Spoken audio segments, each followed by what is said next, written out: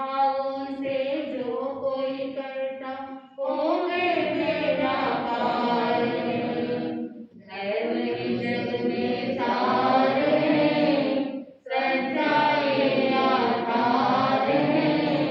शुद्ध भावों से जो कोई करता होवे मेरा कार्य।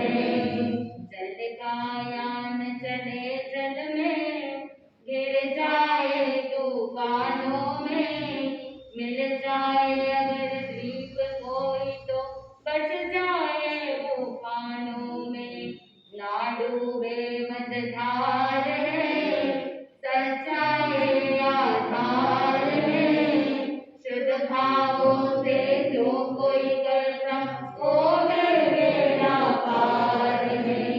धर्म ही जग में सार है, सच्चाई आधार है। शुद्ध भावों से जो कोई करता होवे मेरा कार्य। ये संसार समंदर है, उठते भंवर भयंकर है।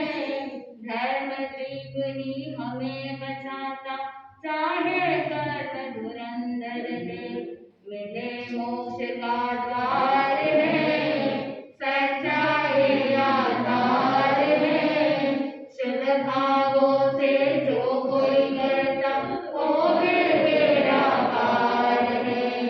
धर्म ही जग में सार है, सच्चाई आधार है। शुद्ध भावों से जो कोई करता होवे मेरा कार्य। धन और मान खजाने ये कुछ भी साथ न जाएंगे। धर्म कमाई कर ले मनवा, भव भव में दुख जाएंगे।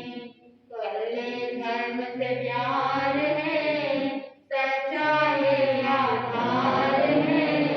शुद्ध भावों से जो कोई करता होवे मेरा कार्य। धर्म ही जग में सार है, सच्चाई आधार है। शुद्ध भावों से जो कोई करता होवे मेरा कार्य। होवे मेरा कार्य।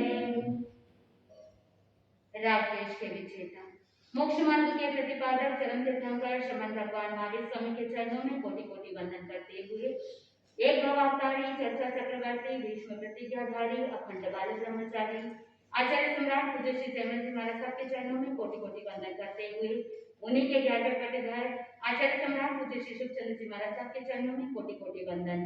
जय गच्छाधिपति व्याख्यान वाचस्पति उग्र विहारी वचन सिद्ध साधक 12वें पटधर आचार्य प्रभु श्री पार्श्वचंद्र जी महाराज साहब घोर तपस्वी उपाध्याय प्रभु श्री गुणन चंद्र जी महाराज साहब मेरे अनंत आस्था के आया मम जीवन धारक परम पूज्य गुरुदेव डॉक्टर श्री पदम चंद्र जी महाराज साहब के चरणों में कोटि कोटि वंदन करते हुए सभी गुरु भगवंतों के चरणों में वंदन करते हैं। गुरुदेव श्री की आज्ञा से आंखों बंद हो। अनंत अनंत ज्ञानी सर्वज्ञ सर्वदर्शी तीर्थंकर प्रभु महावीर स्वामी जिन्होंने संसार के भव्य प्राणियों को जिनवाणी के माध्यम से इस संसार की विडंबना के बारे में बताया, क्षणभंगुर जीवन के बारे में बताया। आठ बंधुओं, कल होगा ये निश्चित है, लेकिन हम होंगे या नहीं होंगे ये निश्चित नहीं है।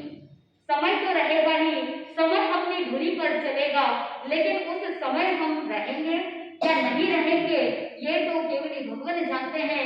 और जिस जीव का जैसा आयुष्य रहेगा, जिस जीव का जैसा समय रहेगा, उसके अनुसार ही वो व्यक्ति उस कल के समय के अंदर रह जाता है। आठ बंधु, उत्तराधान सूत्र के 14वें अध्याय में 24वीं गाथा के अंदर भगवान ने बताया, जा बचई रहे नशा पड़ी नियतई अहम गुण मानस अफरा जंती राई।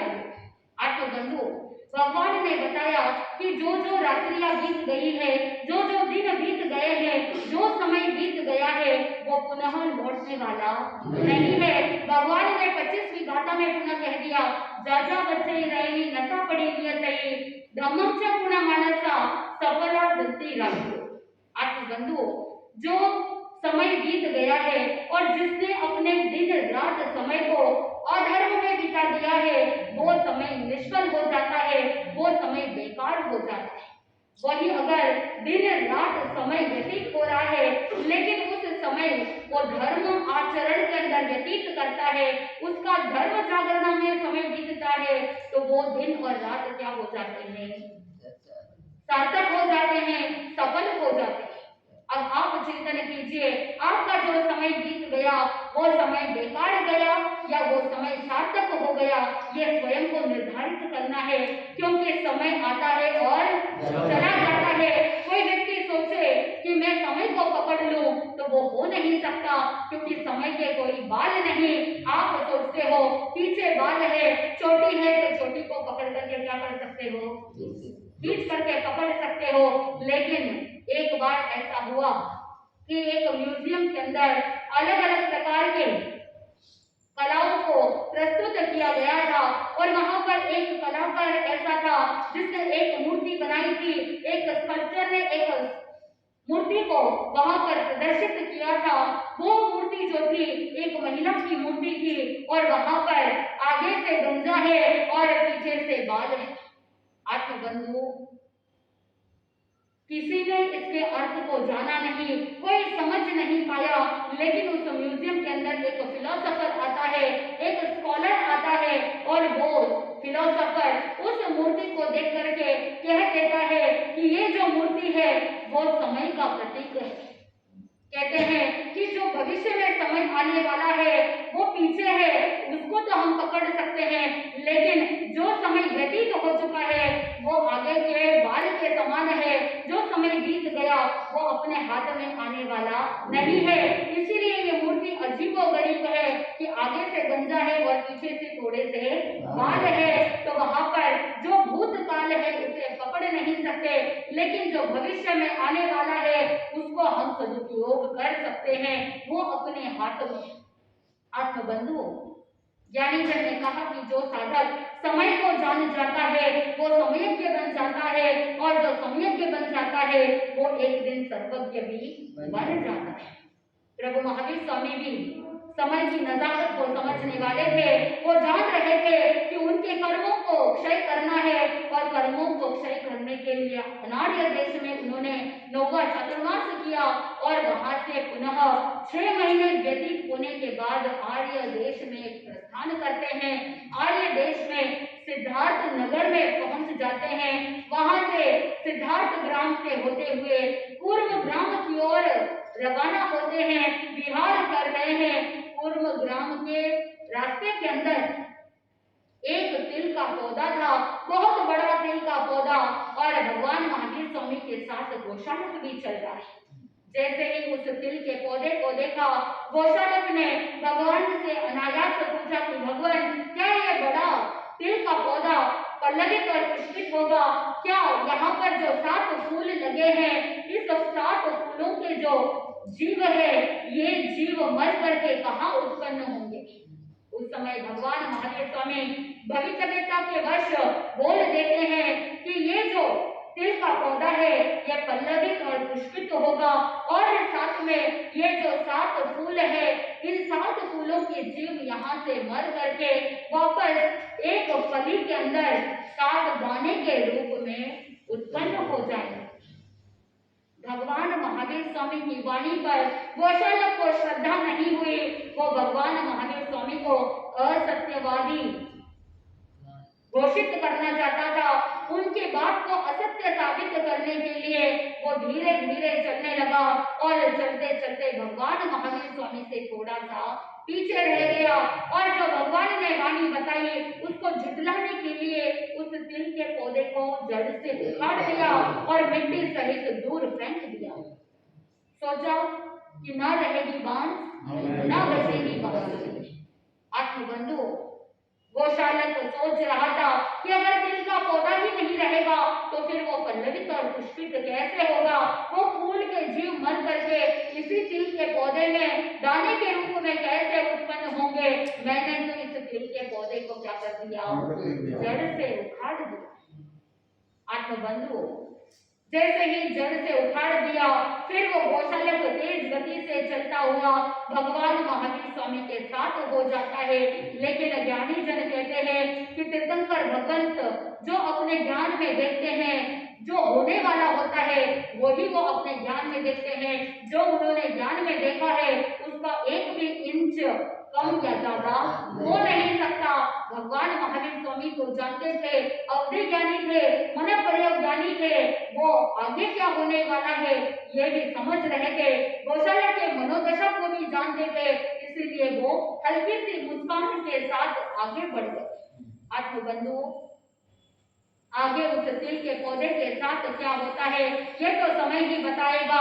इधर पूर्व ग्राम में जैसे ही पहुंचे वहां पर भगवान महावीर स्वामी और गौशालक जैसे ही प्रवेश करते हैं तो उस नगर के बाहर तपती भूमि के ऊपर एक वैशिकायन नाम का तापस सूर्य की आतापना लेते हुए अपने दोनों हाथों को ऊपर फैलाते हुए सूर्य मुखमंडल की ओर दृष्टि करते हुए आतापना ले रहा है और बाल तपस्वी दीर्घ तपस्या कर रहे हैं। गौशालक ने भी देखा और भगवान महावीर स्वामी ने भी देखा। भगवान महावीर स्वामी पूर्व ग्राम के बाहर उद्यान के अंदर ध्यानस्थ खड़े हो जाते हैं। दूसरी तरफ आत्मबंधुओं, वेशिकायन जो तापस होता है उसका पूर्व जीवन का वृतांत कैसा था, वो तापस क्यों बना, इसके बारे में भी जानना बहुत जरूरी है। आत्मबंधुओं, चंपा नगरी और राजगृही नगरी के मध्य में एक गोबर नाम का गांव है और इस गोबर नाम के गांव में एक गोशंकी नाम का अहीर रहता है, उसकी पत्नी बंधुमती। आत्मबंधुओं, गोशंकी और बंधुमती के कोई संतान नहीं, निसंतान थे और धन वैभव संपत्ति की कोई कमी नहीं, लेकिन संतान की कमी थी। और उसी गोबर गांव के निकट में एक खेतक नाम का गांव था और उस गांव के अंदर एक वेशिका नाम की स्त्री थी और वेशिका ने सद्य में ही एक पुत्र का जन्म हुआ था, पुत्र को जन्म देती है। लेकिन आप बंधुओं, संयोग देखिए कि चोर डाकुओं ने उस खेतक गांव को पूर्ण रूप से लूट लिया, लूटपाट मचाई, इतने सारे लोगों को लूटा और साथ में बहुत से लोगों को मार भी डाला और उन लोगों में से एक व्यक्ति था उस वेशिका का पति। वेशिका के पति को मार डाला और दूसरी तरफ एक तरफ विधवा हो गई और दूसरी तरफ उसका एक छोटा सा अभी अभी जन्मा हुआ बालक है। लेकिन क्योंकि वेशिका सुंदर थी तो चोर डाकुओं ने उस वेशिका को भी साथ में ले लिया। सोचा कि इसके साथ काम वासना का सेवन करेंगे, सोचा कुछ काम आएगी और वेशिका को साथ में चलने के लिए कहा। एक तरफ अभी अभी लेबर पेन से गुजरी, प्रसव की पीड़ा से पीड़ित और दूसरी तरफ उस नवजात शिशु को हाथ में लेकर के जल्दी जल्दी चलना ये पॉसिबल नहीं था, संभव नहीं था। लेकिन जो डाकू थे वो कहने लगे उस वेशिका से कि तुम जल्दी जल्दी चलो, लेकिन उससे ये संभव नहीं था। उस समय परेशान होकर के डाकू ने कह दिया कि तुम्हारा जो ये पुत्र है इस पुत्र के भार को कहीं दूर फेंक दो और जल्दी जल्दी हमारे साथ चल चलो। आत्मबंधुओं, उसके पास दूसरा कोई ऑप्शन नहीं था। लाचारी मजबूरी के कारण से उसने एक वृक्ष के नीचे अपने पुत्र को रख दिया और वहां से वो डाकुओं के साथ चली गई। आत्मबंधुओं, कालांतर के अंदर वो चोर डाकू उस वेशिका को चंपापुरी नगरी में किसी वेश्या को बेच देते हैं और वो वेशिका गणिका बन जाती है। संयोग देखिए कि इधर गोबर गांव का जो गोशंकी अहीर था वो अहीर भी कुछ कार्य से वन के अंदर जाता है। उसने उस छोटे से बालक को रोते हुए देखा। अब क्योंकि उसके पास कोई संतान नहीं, निसंतान को संतान की प्राप्ति हो गई। गोशंकी अहीर मन के अंदर प्रसन्नता की भावना रखता है कि देखो मेरा कोई पुत्र नहीं और संयोग प्रकृति ने मुझे क्या दे दिया, पुत्र दे दिया। वो चुपचाप वहां से उस बालक को उठाता है और अपने गांव की ओर प्रस्थान करता है और बिल्कुल शांति के साथ चुपचाप अपने घर की ओर प्रस्थान करते हुए अपनी पत्नी को वो नवजात शिशु को दे देता है। कहता है कि तुम्हें संतान चाहिए थी और देखो हमें क्या मिल गया है, संतान मिल गई है। और ऐसे दोनों प्रसन्न हो गए। लेकिन दोनों पति पत्नी ने योजनाबद्ध तरीके से चाल चली। इधर गोशक्ति अहीर पुत्र जन्म का उत्सव मनाता है और प्रचार करता है, सभी लोगों को कहने लगता है कि मेरी पत्नी गूढ़ गर्भा थी, यानी इसका गर्भ क्या था, गुप्त था, किसी को पता नहीं चला और मेरे घर में पुत्र का जन्म हुआ है। बहुत जोरों शोरों से उत्सव मनाया गया और अभी इधर वो बालक का लालन पालन कर रहे हैं, भरण पोषण कर रहे हैं और धीरे धीरे वो बालक युवा अवस्था को प्राप्त करता है। आत्मबंधुओं, एक बार वो युवक चंपा नगरी में जाता है अपने मित्रों के साथ घी बेचने के लिए और घी बेचने के बाद वो चंपा नगरी की शोभा को देखते हुए निहारते निहारते वेश्याओं के मोहल्ले के अंदर पहुंच जाता है, गणिकों के मोहल्ले के अंदर पहुंच जाता है और वहां रंग ढंग को देख करके वो भी आकर्षित हो जाता है। आत्मबंधुओं, संसार की विडंबना देखिए, कर्म की विचित्रता देखिए कि वो युवक उसी वेश्या गणिका के वहां पहुंच जाता है जिसका वो पुत्र था। आत्मबंधु उस गणिका के पास जाता है और जाकर के अपना एक आभूषण दे करके उसको अपने अनुकूल बनाता है और बल ठन करके उस वेश्या के घर जाता है। मार्ग में चलते चलते उसके पैरों में रिश्ता लग जाता है और क्योंकि पैर गंदे हो गए, दूसरी तरफ उसके घर की जो कुलदेवी थी वो कुलदेवी इस युवक को पतन के गर्त में जाने से रोकने के लिए गाय और बछड़े का रूप लेकर के मार्ग में आ जाते हैं। आत्मबंधुओं, गाय और बछड़ा मार्ग के अंदर खड़े हैं और दूसरी तरफ युवक के पैरों में विष्ठा लगा हुआ है, गंदगी लगी हुई है, तो वो युवक क्या करता है, अपने पैरों को उस बछड़े के शरीर के ऊपर पहुंच करके अपने पैर को साफ करने की कोशिश करता है और दूसरी तरफ वो बछड़ा अपनी माँ से कहता है, माँ माँ, ये कैसा अधर्मी मनुष्य है कि अपने विष्ठायुक्त पैरों को मेरे शरीर के ऊपर पहुंच रहा है। मानो कि मनुष्य की बोली में वो गाय और बछड़ा बातें कर रहे हो और उन सभी बातों को कौन सुन रहा है, वो युवक सुन रहा है। वो माँ कहती है, वो गाय कहती है कि बेटा, जो मनुष्य पशु के समान बन करके अपनी जननी के साथ ही व्यभिचार का सेवन करता है, वो उसकी आत्मा तो पहले से ही क्या हो गई है, पतित हो गई है। फिर तुम उससे कैसे एक्सपेक्ट कर सकते हो, उससे कैसे अपेक्षा कर सकते हो कि वो योग्य और अयोग्य के बारे में विचार कर सके। इसलिए बेटा तुम शांत रहो।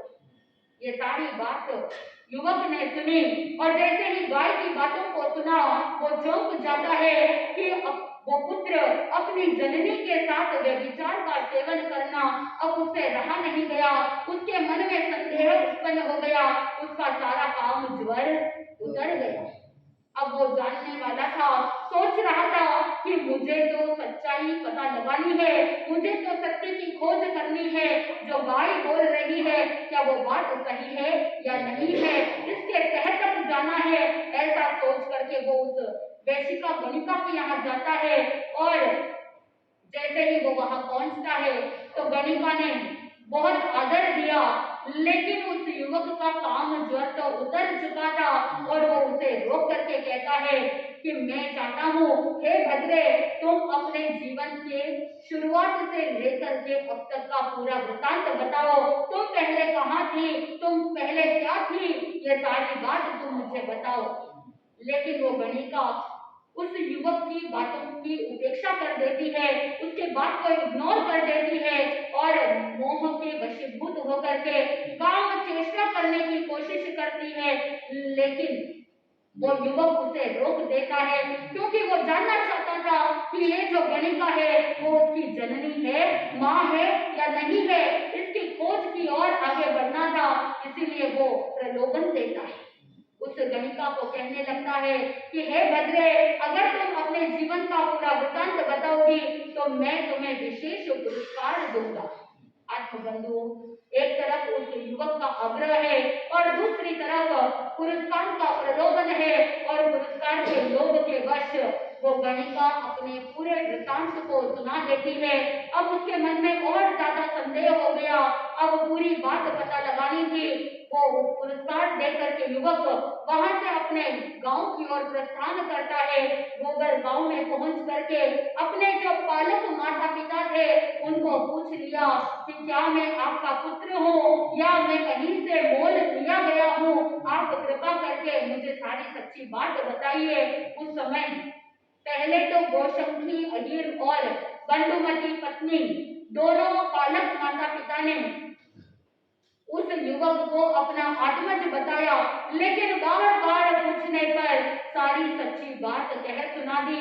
और जब दोनों की बातें मैच कर रही थी उसने समझ लिया कि वो जो वेशिका गणिका थी वो क्या है, वो मेरी जननी है, मेरी माता है, और भाई की जो बात थी वो क्या है, सत्य है। आत्मबंधु वो वापस चंपा नगरी की ओर जाता है। चंपा नगरी में जाकर के उस गणिका को सारी बात बताता है। जैसे ही सारी बात सुनी उसके मन में बहुत लज्जा आई कि देखो कैसे कर्म है कि मैं अपने ही पुत्र के साथ क्या करने लगी थी, व्यभिचार सेवन करने लगी थी, काम भोग करने लगी थी। धिक्कार है मेरी आत्मा को, धिक्कार है मेरे इस जीवन को। आत्मबंधु वो जो गणिकाओं की जो नायिका होती है उसको उस युवक ने खूब पुरस्कार दिया, खूब आभूषण दिए और उसे संतुष्ट किया और अपनी माँ को उस वैश्य के चंगुल से छुड़ा करके वापस गांव लेकर के आता है और लाने के बाद उसे धर्म पथ की ओर स्थापित कर देता है। आत्मबंधु अब उस युवक का नया नाम बन गया वेशिकायन। संसार की इस विडंबना को देख करके उस वेशिकायन को विरक्ति की भावना आ गई और वो तापस व्रत अंगीकार करके शास्त्र का अध्ययन करने लग जाता है। अपने शास्त्रों के अध्ययन में निष्णात हो जाता है, बहुत पक्का हो जाता है और ग्रामानुग्राम फिरने लग जाता है। आत्मबंधु अपने शास्त्रों का अध्ययन करते हुए, बाल तप करते हुए, ग्रामानुग्राम विचरण करते करते वो भी पूर्व ग्राम के बाहर पहुंच जाता है। आत्मबंधु प्रकृति से विनीत, दयालु और दाक्षिण्य भाव से युक्त था और साथ में समतावान, धर्मप्रिय और ध्यान साधना में हमेशा तत्पर रहता था। ऐसी प्रकृति का वेशिकायन अपने तपस्या के अंदर हमेशा तल्लीन रहता था और उसकी ऐसी तपस्या थी कि जो सूर्य की आतापना लेता, बेले बेले तप करता और साथ में हाथों को ऊपर करते हुए आकाश की ओर दृष्टि करते हुए सूर्य की तरफ देखता हुआ ध्यान करता था।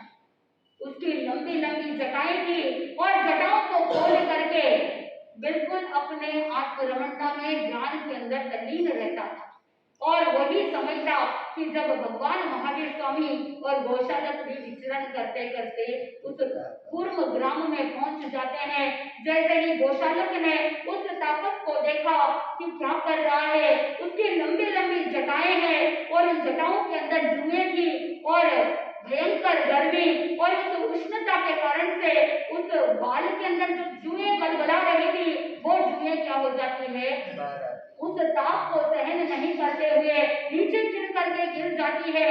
और इधर वेशिकायन तापस देखता है कि तपती भूमि के ऊपर वो जुएं गिरेगी तो वो क्या हो जाएगी, मर जाएगी। इसलिए वो जुओं को पकड़ता और फिर से अपने बालों में भर देता था। अब जैसे गौशालक ने ये देखा कि ये क्या कर रहा है, जुओं को लेकर के वापस अपने बालों के अंदर डाल रहा है, अपनी जटाओं के अंदर डाल रहा है।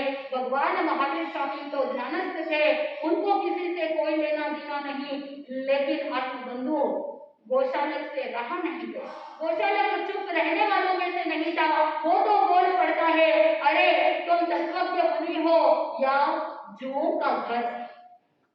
एक बार कहा, लेकिन वो तापस जो था वो उस गौशालक की बातों की उपेक्षा करता है और शांत रहता है। लेकिन गौशालक एक बार नहीं बार बार प्रश्न करता है। क्या प्रश्न कर रहा है कि तुम तत्वज्ञ मुनि हो या जुओं का घर। बार बार छेड़छाड़ करने के कारण से जो शांत तापस था उस शांत तापस को भी क्रोध आ गया। और क्रोध के वशीभूत होकर के, क्योंकि वो निरंतर तपस्या कर रहे थे, बेले बेले तपस्या कर रहे थे, सूर्य की आतापना ले रहे थे, तो उनके पास एक विशेष लब्धि थी, तेजोलेशा की लब्धि। उन्होंने मन के अंदर क्रोध के वेश में आकर के तेजस समुद्घात किया और निश्चय किया कि उष्ण तेजोलेशा से गोशालक को क्या कर देना है, भस्म कर देना है, जला देना है। और इसी संकल्प के साथ उन्होंने उष्ण तेजोलेशा छोड़ी और गोशालक को भस्म करने की कोशिश करी। और गोशालक वहां से भागता भागता भगवान महावीर स्वामी के पास पहुंचता है कि भगवान मुझे इस अग्नि से बचा लीजिए, मुझे इस उपद्रव से बचा लीजिए, क्योंकि भगवान महावीर स्वामी तो लब्धिवंत थे, उनके पास भी तेजो लब्धि थी, लेकिन उनकी तेजोलेशा कैसी थी, शीतल तेजोलेशा थी।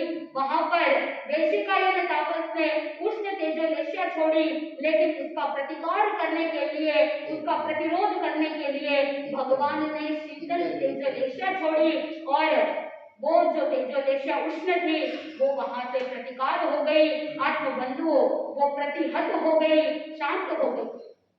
जैसे ही वेशिकायन तापस ने देखा कि उसकी जो उष्ण तेजोलेशा है वो उष्ण तेजोलेशा परास्त हो गई है, भगवान ने शीतल तेजोलेशा छोड़ी और देखा कि गोशालक सुरक्षित है, तो वो भगवान की शक्ति को जान गया और वहां पर पुनः अपनी उष्ण तेजोलेशा को अपने शरीर में समा लेता है और भगवान को हाथ जोड़ करके कहता है कि भगवान मैं जान गया हूँ, हे महात्मन आप मेरे से भी क्या है, शक्तिशाली है। मैं जान गया हूँ कि ये आपका शिष्य है और आपने इसकी रक्षा की है। जैसे ही वो तापस कहता है मैं जान गया हूँ, और ये सारी बातें गोशालक को समझ में नहीं आई। अब देखना ये है कि गोशालक भगवान महावीर स्वामी को क्या प्रश्न करता है। अब वो जब कह रहा है कि मैं जान गया हूँ, तो गोशालक को पता नहीं कि वो तापस क्या जान गया है, क्या लब्धि है। वो देखता है कि भगवान महावीर स्वामी जो मेरे गुरु है वो मुझसे भी ज्यादा शक्तिशाली है। क्यों बोला कि वो शक्तिशाली है, ऐसे लब्धिवंत कैसे हुए और गोशालक के मन में कैसे वो तेजोलब्धि प्राप्त करने की भावना जागृत हुई। अब भगवान महावीर स्वामी तेजोलेशा को प्राप्त करने की विधि बताएंगे, तो क्या बताएंगे, कैसे वो तेजोलब्धि को प्राप्त करेगा, कैसे भगवान महावीर स्वामी से गोशालक पृथक होगा, कैसे लब्धि का दुरुपयोग होने से अनर्थ हो जाता है। और उस तिल के पौधे के रहस्य को भी जानना है कि तिल का पौधा पल्लवित और पुष्पित होगा, भगवान ने कहा है। तो वहां पर गोशालक के मन में पहले से ही बहुत सारे पहले प्रसंग आ चुके हैं कि जहां पर नियतिवाद को पोषित करना था, तो यहाँ पर उसी को पोषण करने के लिए कैसे तिल का पौधा पल्लवित और पुष्पित होगा और साथ में गोशालक की एक नई धारणा प्रारंभ होगी, कैसे वो अपना मत चलाता है। ये सारा वृतांत जैसे जैसे आप सुनेंगे आपके जीवन के अंदर भी एक ज्ञान का प्रकटीकरण होगा। संसार की विचित्रता को देख करके, संसार की विडंबना को समझ करके जब कर्म की विचित्रता को जानेंगे, उस विचित्रता को जान करके अपने जीवन में आगे बढ़ेंगे, तो हम जीवन के अंदर निर्लिप्त होकर के समय की कदर करते हुए, समय का सदुपयोग करते हुए अपने जीवन को आगे बढ़ाएंगे, तो इस भव पर भव आनंद की प्राप्ति होगी। आप निरंतर समय का सदुपयोग करते रहे, चतुर्मास काल के दौरान निरंतर धर्म आराधना करने का अवसर भी प्राप्त हो रहा है, तो आप ज्यादा से ज्यादा धर्म आराधना करें, समय का सदुपयोग करें और जो समय प्राप्त हुआ है उस समय का सदुपयोग करते करते आप जब आगे बढ़ेंगे तो आपका जीवन सार्थक होगा, आनंद की प्राप्ति होगी। इसी मंगल भावना के साथ आनंद ही आनंद बोले श्री जय धर्म की जय।